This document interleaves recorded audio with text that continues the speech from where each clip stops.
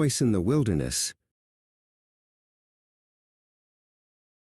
Deep in the dusty wilderness, near the flowing waters of the Jordan River, lived a man named John.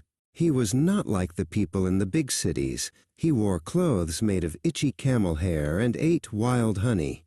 Many people came from far away to hear him speak and to be baptized in the river. News of John's powerful words reached the leaders in the city of Jerusalem. They were curious and a bit worried. They sent 2 men, a priest named Elian and a helper named Zadok, to find out who John really was. Elian and Zadok traveled a long way through the hot sun. When they finally reached the river, they saw John surrounded by people. Elian stepped forward, wiping the dust from his fine robes. He looked John in the eye and asked the question everyone was thinking. "Who are you? Are you the Messiah we have been waiting for?" John did not hesitate. He did not want any glory for himself. He shook his head and spoke clearly so everyone could hear. "I am not the Christ," John said. He wanted to make sure they knew he was just a messenger, not the king. Elian and Zadok whispered to each other.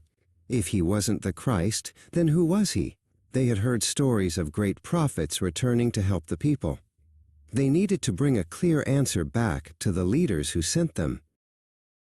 Zadok stepped toward John again.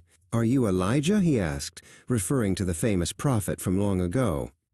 John answered, "I am not." Then Zadok asked, "Are you the great prophet we expect?" John answered simply and firmly, "No." Elian was getting frustrated. He held up a small scroll and said, "Then tell us who you are. We must give an answer to those who sent us. What do you say about yourself? Why are you doing all this?" John looked out at the wide, empty desert and smiled. He remembered the words of the ancient scriptures. "I am the voice of one crying out in the wilderness," John declared. "Prepare the way for the Lord. Make his paths straight." Zadok looked at the water and asked, "If you are not the Christ or a prophet, why are you baptizing people?" John explained that the water was a sign for people to change their hearts and get ready for a very special person who was already among them. John finished with a message of great humility. "I baptize with water," he said, "but there is one coming after me who is far greater than I am. I am not even worthy to untie the straps of his sandals.